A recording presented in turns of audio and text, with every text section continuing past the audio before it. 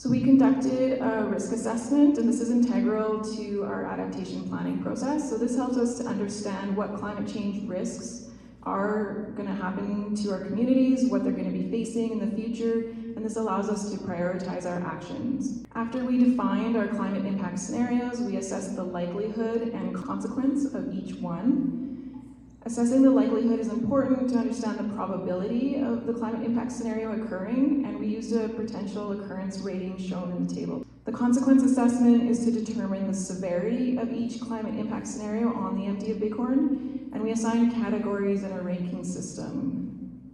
So throughout this climate risk assessment process, we ended up evaluating 17 different climate events, such as heat waves, wildland fires, heavy snowfall, flooding, and more.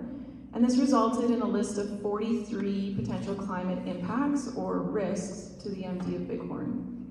The climate impacts were then grouped into 4 themes of health and well-being, natural environment, built environment, and economic.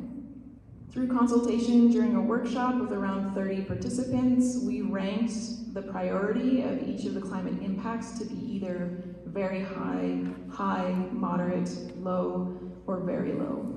The climate impacts that were ranked as very high or high during this workshop, so that's the 8 plus 17, so 25 priority risks, were then taken forward to the adaptation action planning stage. So this is just a quick screenshot as to what the rankings look like in our plan. So these are the 8 that were identified as very high. These are the 17 that were identified as high. So these are the 25 total climate risk priorities for the MD of Bighorn.